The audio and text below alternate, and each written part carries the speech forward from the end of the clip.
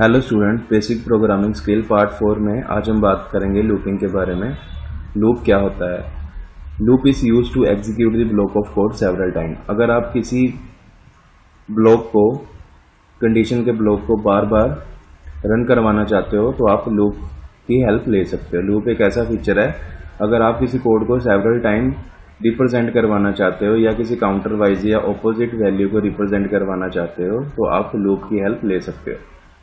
Next, it means it execute the same code multiple time. अगर आप किसी code को बार बार एग्जीक्यूट करवाना चाहते हो तो भी आप लूप की हेल्प ले सकते हो। आप ये देख सकते हो यहाँ पे आपकी इनिशियलाइज एक्सप्रेशन, कोई भी आपने इनिशियलाइज वैल्यू कर सकते हो, like i is equal to 10। उसके बाद उस इनिशियलाइज वैल्यू का आप टेस्ट करोगे कि ये कंडीशन सेटिस्फाइड है या नहीं। वो अगर वो कंडीशन सेटिस्फाइड है तो आपके लूप रन करवाएगा। उसके बाद नेक्स्ट काउंटर वाइज या ऑपोजिट वाइज ये वैल्यू सर्व करेगा एंड फिर से कंडीशन को चेक करेगा। जहां पे ये कंडीशन फॉल्स होगी ये लूप से बाहर आ जाएगा और प्रोग्राम को कंप्लीट कर देगा। एग्जांपल की ओर चलते हैं। लूप तीन तरह के होते हैं, while loop, for loop and do while loop. पहले हम बात करेंगे व्हाइल लूप के बारे में। व्हाइल लूप में क्या होता है? व्हाइल लूप में फर्स्टली हम कंडीशन को चेक करते हैं, like while a less than 20। इसमें हम कंडीशन को चेक कर रहे हैं। अगर कंडीशन सेटिस्फाइड हो जाती है, ए की वैल्यू लाइक स्टार्ट हो रही है 10 20 से कम है तो ये कोड को रन करवाएगी। इसी तरह जब तक वैल्यू 20 तक नहीं पहुंच जाती ये लूप चलता रहेगा। नेक्स्ट है आपका फॉर लूप। फॉर लूप में हम क्या करते हैं? फॉर लूप सबसे ज्यादा कॉमनली यूज्ड होने वाली थिंग है सी लैंग्वेज में। फॉर लूप में हम एक ही लाइन में सब कुछ यूज कर लेते हैं, इनिशियलाइजेशन भी, कंडीशन चेक भी एंड इंक्रीमेंटेशन भी। आप इसमें देख सकते हो हमने ए को इनिशियलाइज किया, उसके बाद ए की वैल्यू फॉर लूप में दी, फिर कंडीशन चेक की, फिर उसको counter wise plus a is equal to a plus 1 किया और कोड को यूज किया। नेक्स्ट है do while loop. Do while loop क्या होता है? Unlike for and while loop which test the loop condition at the top of the loop. इसमें यह बता रहा है कि जैसे आप व्हाइल लूप और फॉर लूप में फर्स्टली कंडीशन चेक करते हो, उसके बाद ब्लॉक को रन करते हो। बट डू व्हाइल लूप में क्या है? फर्स्टली आप ब्लॉक को रन करते हो, उसके बाद कंडीशन आपकी चेक होती है। इसमें यह बता रहा है the do while loop in C programming check it condition at the bottom of the loop. ये बॉटम पे कंडीशन को चेक करता है। A do while loop is similar to a while loop except the fact that is guaranteed to execute at least one time. इसमें यह बता रहा है कि डू व्हाइल लूप एक बार अपने ब्लॉक को रन करवाएगा बिकॉज इसकी कंडीशन बॉटम पे चेक हो रही है। ये इसका एग्जांपल है। डू में ये फर्स्टली आपकी स्टेटमेंट को या ब्लॉक को रन करवा देगा, उसके बाद ये कंडीशन चेक करेगा। नेक्स्ट है आपका break statement. The break statement in C programming has the following two usage. When a break statement is encountered inside a loop, the loop is immediately terminated. Break statement हम use करते हैं switch statement में। ब्रेक स्टेटमेंट की help से हम loop से बाहर आ सकते हैं किसी भी कंडीशन में। अगर हमने ब्रेक स्टेटमेंट यूज किया है तो ये उस लूप को तोड़ देगा और उस लूप से बाहर निकल आएगा। ये ब्रेक स्टेटमेंट का एग्जांपल है।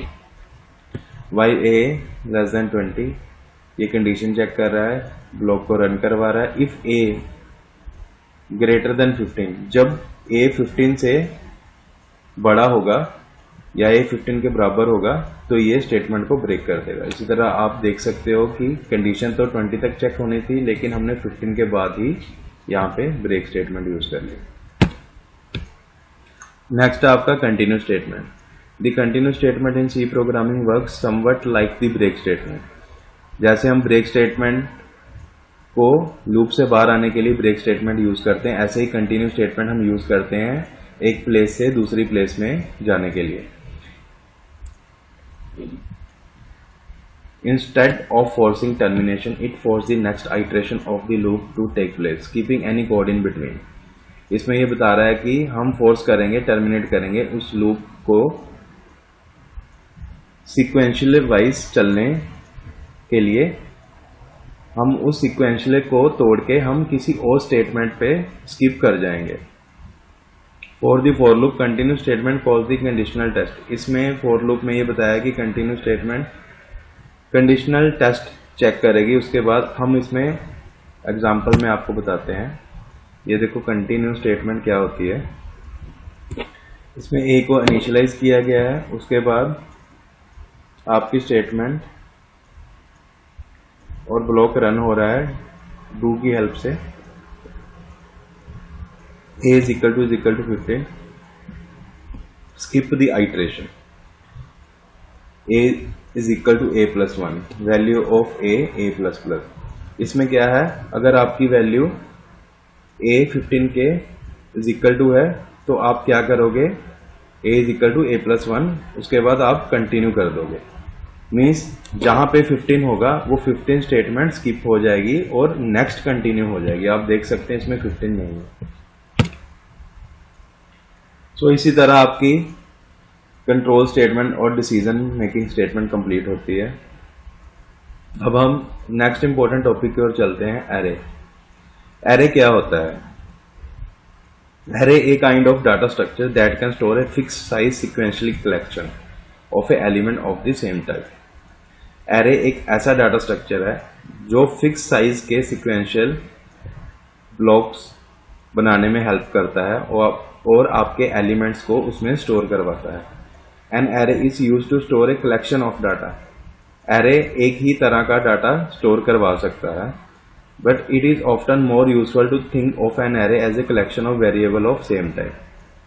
इसमें भी ये यही बता रहा है कि जो एरे है वो एक ही तरह के वेरिएबल्स को अलग अलग डाटा यूज करने के लिए हेल्प करता है। Instead of declaring individual variables such as number 0, number 1 and number 99। अगर आप डिक्लेयर करना चाहते हो वेरिएबल जिसका नंबर 0 से लेकर 99 तक है, you declare one array variable such as number and use number. आप एक ऐसा एरे यूज कर सकते हो जिसका नाम होगा नंबर 99। आप 99 तक उसमें वैल्यू स्टोर करवा सकते हो to represent individual variable. Specific element in array is accessed by index. जैसे ये नंबर 0, नंबर 1, ऐसे ही इसका इंडेक्स क्रिएट होगा और एरे इसको वैल्यूज को स्टोर करेगा। और ये वैल्यू सिक्वेंशियल वाइज स्टोर होती है, सो इजीली इसकी स्पीड भी फास्ट होती है जब आपने किसी वैल्यू को रिप्रेजेंट करवाना होता है। An array consist of contiguous memory location. ये कंटिन्यू लाइक 0 से 99 ये कंटिन्यू ब्लॉक यूज करेगी।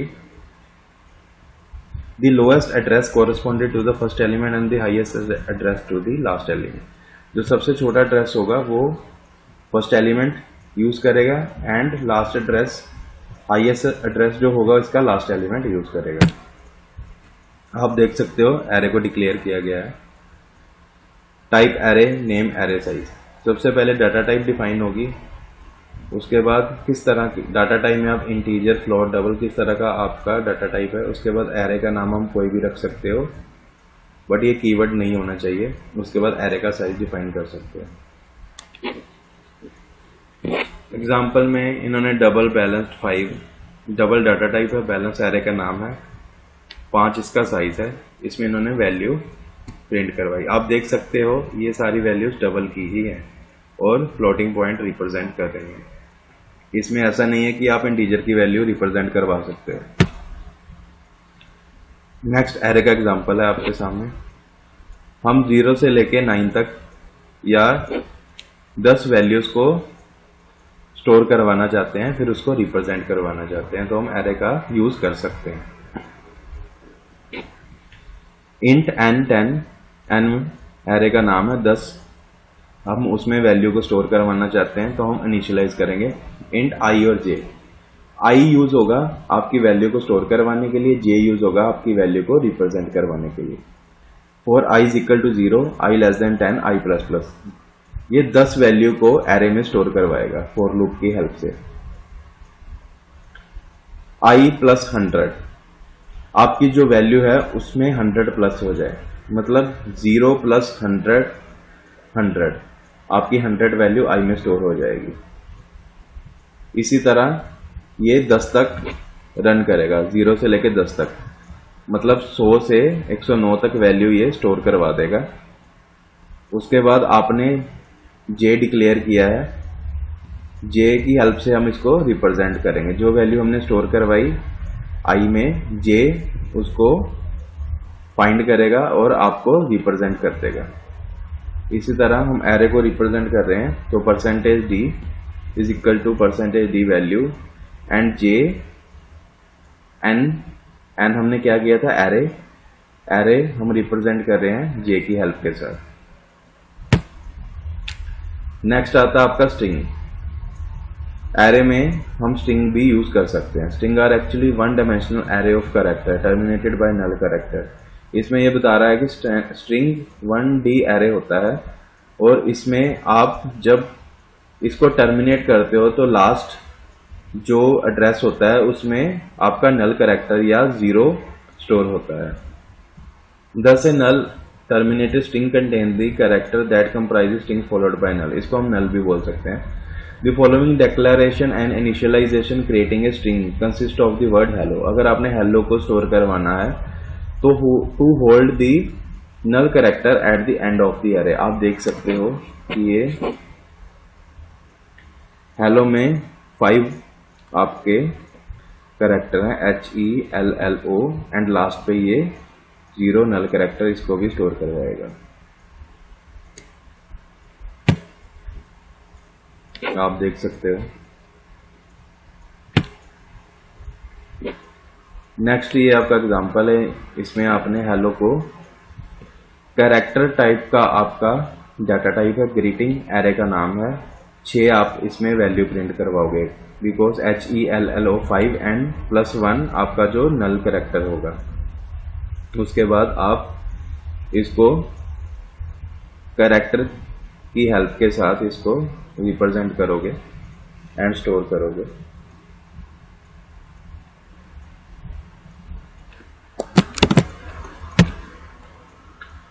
नेक्स्ट आता है आपका function to manipulate string.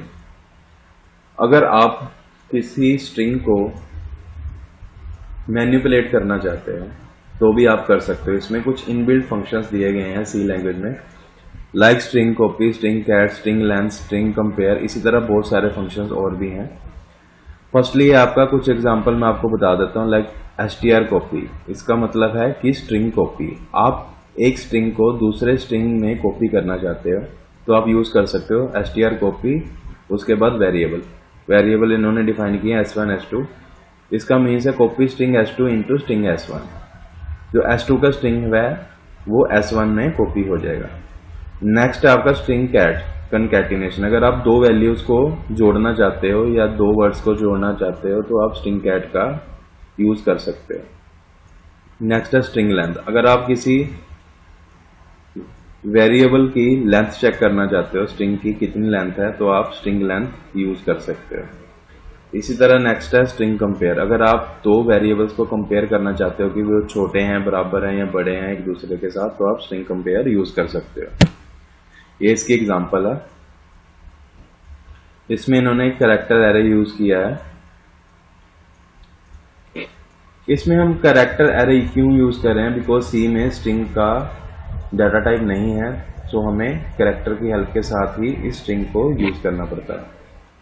Character string 1 12 इसकी मेमोरी है। हेलो इसमें हमने एंटर करवा दिया, स्ट्रिंग 2 में हमने वर्ड एंटर करवा दिया। अब आप देख सकते हो स्ट्रिंग कॉपी,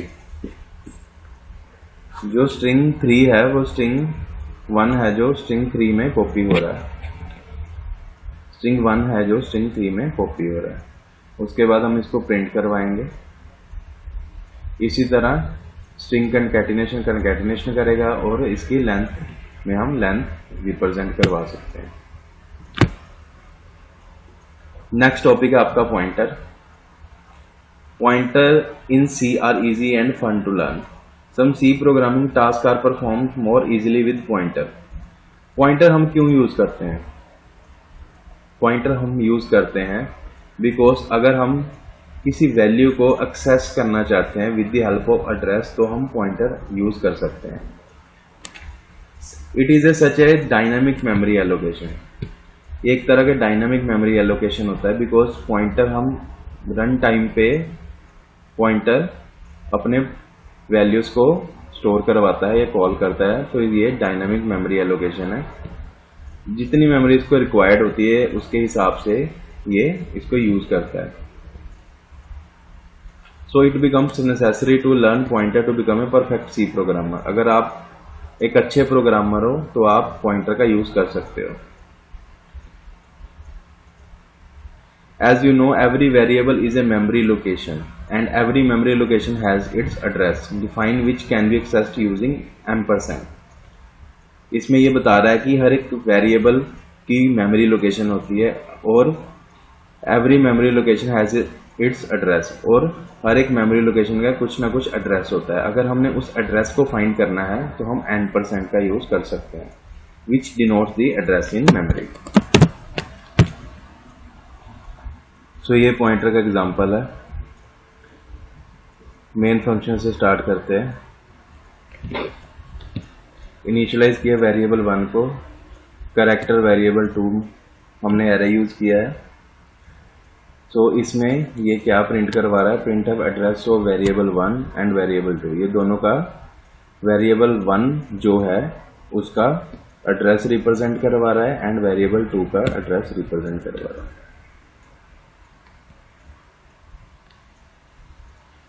एड्रेस रिप्रेजेंट करने के लिए हम यूज करेंगे %x।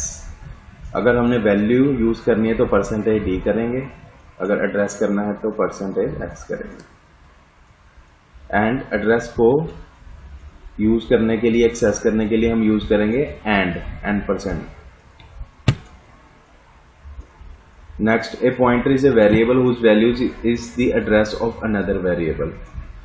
पॉइंटर की डेफिनेशन है, पॉइंटर एक ऐसा वेरिएबल है whose value is the address of another variable, जो क्या करता है, एड्रेस को स्टोर करता है किसी और वेरिएबल पर। लाइक एनी वेरिएबल और constant you must declare a pointer before using it to store any variable address. अगर आप किसी वेरिएबल या किसी कांस्टेंट को यूज करना चाहते हो पॉइंटर में तो आपको फर्स्टली उसके एड्रेस को स्टोर करवाना पड़ेगा। The general form of a pointer variable declaration is type star variable name। आप एग्जांपल में देख सकते हो int *ip $dp। स्टार क्या रिप्रेजेंट करेगा, आपके पॉइंटर को। इनिशियलाइज करने के लिए भी आपको स्टार की जरूरत पड़ेगी और कॉलिंग के टाइम पे या रिप्रेजेंट करने के लिए पॉइंटर को भी आपकी स्टार की जरूरत पड़ेगी। ये इसका एग्जांपल है पॉइंटर का एरे के साथ। मेन फंक्शन से स्टार्ट करते हैं। An array with 5 elements. ये एरे है जिसका एरे का टाइप, एरे का नाम, उसका साइज, इसमें हमने 5 एलिमेंट्स को स्टोर करवा दिया। उसके बाद इन 5 एलिमेंट के हम अगर एड्रेस को एक्सेस करना चाहते हैं तो फर्स्टली हम पॉइंटर को डिक्लेयर करेंगे। Pointer double star P variable है पॉइंटर का, इंट आई। अब पी में हम क्या करेंगे, पी में हम इसका जो एरे है, एरे को हम पी में स्टोर करवाएंगे। एरे का नाम क्या है, बैलेंस, और इसको स्टोर करवाएंगे पी में। अब इसको स्टोर करवाने के लिए हमें लूप की जरूरत पड़ेगी। So i is equal to 0, i less than 5, i plus plus. 0 से लेके 5 तक ये वैल्यू को क्या करेगा, स्टोर करवा देगा। उसके बाद ये उस वैल्यू को रिप्रेजेंट करवाएगा। स्टोर करवाने के बाद वैल्यू आपने यहां पे स्टोर करवाई एरे में, उसके बाद आप इसको यहां से रिप्रेजेंट करवा रहे हो, किसको, वैल्यू को। आप देख सकते हो पॉइंटर प्लस वैल्यू। उसके बाद किस तरह का डाटा टाइप का आपका, %f, बिकॉज आप डबल यूज कर रहे हो। उसके बाद आई जो है वो आपका 0 से स्टार्ट होगा और आपकी वैल्यू को रिप्रेजेंट कर देगा p प्लस आई, पॉइंटर प्लस वैल्यू। ये देखिए आप, इसकी जो वैल्यू आपने स्टोर करवाई, अब आप वैल्यू को रिप्रेजेंट करवा रहे हैं। अगर आप इस वैल्यू का एड्रेस रिप्रेजेंट करवाना चाहते हो तो आप इस पोर्शन को देखिए। इसमें आपने क्या यूज किया है, बैलेंस। बैलेंस पर प्लस परसेंटेज डी, बैलेंस के साथ आपका ये 0 1 2 3 4 ये परसेंटेज डी रिप्रेजेंट करवाएगा। उसके बाद बैलेंस प्लस आई, बैलेंस और आई ये रिप्रेजेंट करवाएगा इसकी फिर से वैल्यूज को।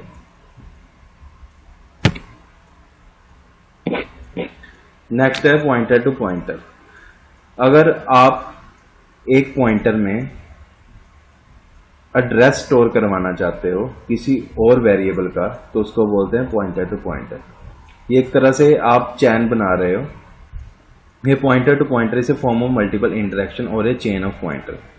ये आप देख सकते हो एग्जांपल में, एक पॉइंटर है वो वैल्यू नहीं स्टोर करवा रहा, वो एड्रेस स्टोर करवा रहा है किसी और पॉइंटर का, और वो पॉइंटर में वो वैल्यू है।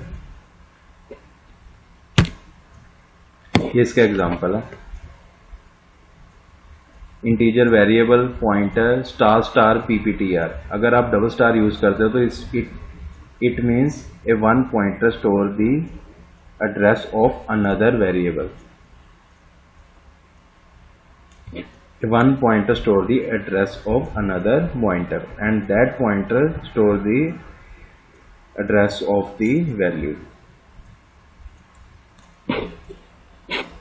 अब इस वेरिएबल में 3000 हमने वेरिएबल में स्टोर करवा दिया।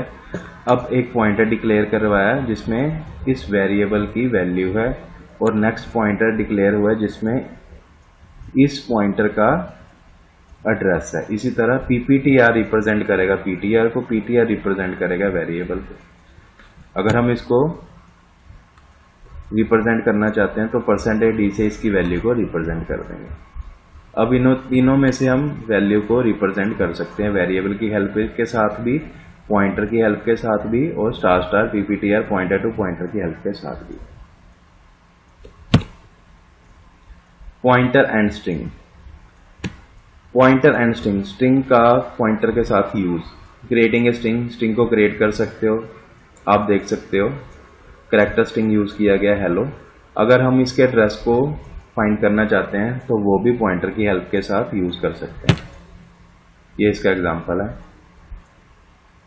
Hash include std.h header file include की, उसके बाद कैरेक्टर स्ट्रिंग यूज किया, पॉइंटर वेरिएबल यूज किया स्टार पीटीआर, उसमें हमने क्या किया, पॉइंटर में स्ट्रिंग को पॉइंटर में ऐड कर दिया। अब हम स्ट्रिंग को प्रिंट करवाएंगे व्हाइल लूप की हेल्प के साथ। स्टार पीटीआर ये कंडीशन चेक करेगा, कब तक ये चलेगा, जब तक इसको 0 या नल पॉइंटर नहीं मिल जाता। इसी तरह पार्ट 4 में आज हमने बात की लूपिंग की, एरे की एंड पॉइंटर की। नेक्स्ट हम कंटिन्यू करेंगे पार्ट 5 में। Thank you.